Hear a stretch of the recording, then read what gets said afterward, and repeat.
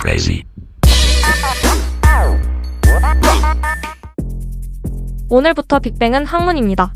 그들의 레전드 무대부터 멤버들의 숨겨진 인간적인 서사까지 뼛속까지 해부합니다. 가수 지드래곤이 발매한 신곡들 가운데 하나입니다. 특이한 점은 이 음반이 CD 같은 방식이 아니라 USB 형태로 나왔다는 겁니다. 이 때문에 음악계에서는 음반으로 볼 수 없다라는 주장이 나왔고 아예 앨범 순위에서 빠지는 일까지 벌어졌습니다. 모두가 비웃었는데 결국 현실이 됐다. 9년 전 오늘 대한민국 음악 산업의 기준을 뒤흔든 문제작의 등장. 9년 전인 2017년 6월 10일 한 남자가 내놓은 빨간색 USB 하나 때문에 대한민국 음악 산업계가 발칵 뒤집어졌다.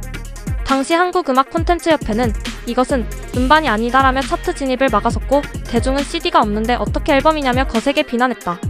그러나 정확히 9년이 지난 지금 이 빨간색 USB는 현재 K-팝 시장의 다양한 스마트 앨범과 굿즈형 앨범 시대를 상징하는 대표적 전환점으로 평가받는다. 현재 K-팝 음반 시장은 음악 감상이라는 본질에서 완전히 벗어나 있다.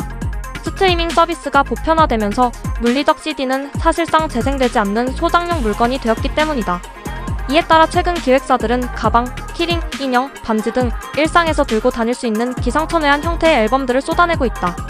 팬들은 이제 앨범을 집에 보관하는 소장품이 아니라 자신의 취향과 정체성을 드러내는 패션 아이템이자 사회적 표현 수단으로 소비하고 있다. 겉보기에는 단순한 MD처럼 보이는 이러한 물건들이 엄연한 앨범으로 인정받고 차트에 반영되는 데는 명확한 기준이 존재한다. CD 대신 NFC나 QR코드를 통해 스마트폰으로 음원을 연결하는 기술적 방식이 도입되었기 때문이다. 이 모든 변화의 도화선이 된 사건이 바로 앞서 언급한 지드래곤의 솔로 EP 앨범 건지용이다.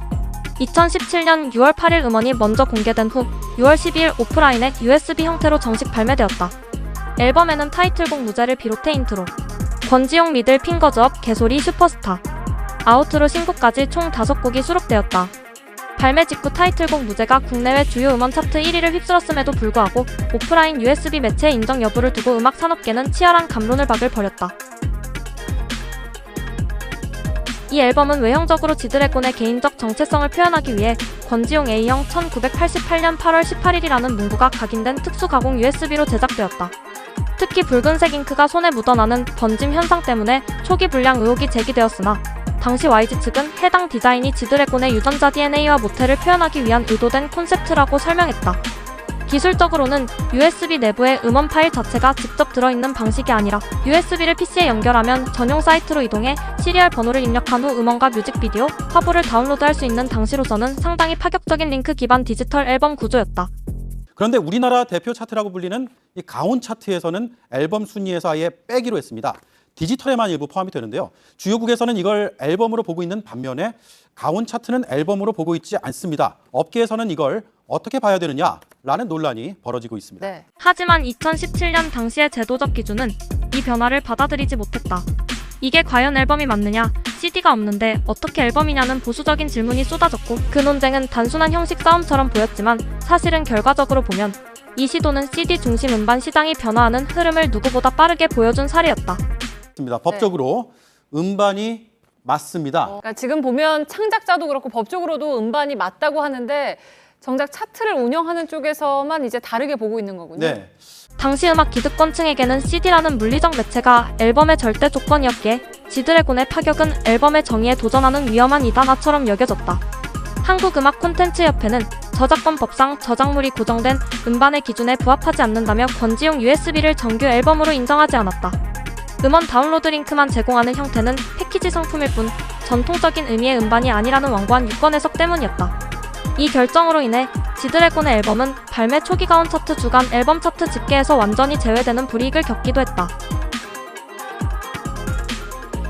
대중과 평론가들이 USB냐 CD냐를 두고 싸울 때 지드래곤은 본질을 꿰뚫고 있었다. 음악을 듣는 방식이 이미 스트리밍으로 완전히 넘어갔음을 알았던 것이다.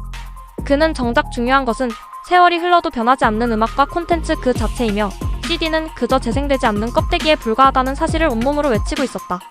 기득권의 거센 반대 속에서도 자신의 철학을 밀어붙인 이 선택은 천재 아티스트가 시대를 어떻게 리드하는지 보여주는 결정적 장면이었다.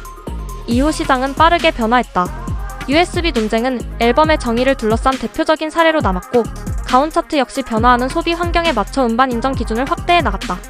이 순간부터 K-팝 기획사들은 CD라는 물리적 틀에서 벗어나 앨범을 어떤 형태의 경험으로 만들 것인지에 집중할 수 있게 됐다.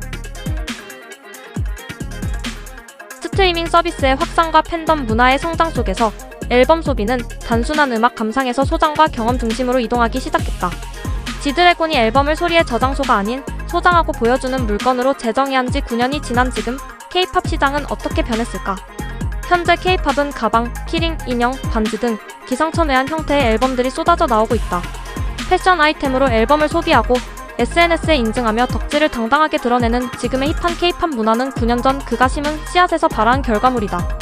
이제 변칙적인 형태의 앨범에 대한 대중의 거부감은 사실상 소멸했다.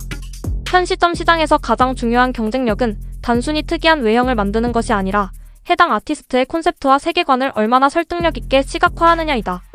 9년 전 지드래곤이 자신의 DNA를 표현하기 위해 붉은 USB라는 파격을 택했던 것처럼 형태는 곧 메시지가 되었다. 당시에 좀 제가 부끄럽게도 GD가 USB로 앨범을 만든다고 얘기를 했을 때 상당히 이해를 못했어. 이 GD가 갖고 있는 어떤 K-팝 산업에서의 어떤 상징성 이런 거 생각했을 때 사실 이 성적보다는 훨씬 많은 의미를 더 지니고 있다. CD의 기능이 끝나고 앨범의 역할이 재정이 된 지금 현재 K-팝 시장의 거대한 굿즈형 음반 생태계는 결국 9년 전 지드래곤이라는 하나의 축이 당겨놓은 패러다임의 판 위에서 움직이고 있다. 지금은 CD를 한 번도 재생하지 않은 채 앨범을 구매하는 시대다. 그런데 2017년에는 CD가 없다는 이유만으로 지드래곤의 USB 앨범이 앨범으로 인정받지 못했다. 어쩌면 이 USB가 특별했던 이유는 미래를 발명해서가 아니라 이미 다가온 미래를 누구보다 먼저 보여줬기 때문인지도 모른다. 오늘 영상이 흥미로우셨다면 구독과 좋아요, 알림 설정까지 꼭 부탁드립니다. 지금까지 보몬의 빅뱅 이론이었습니다.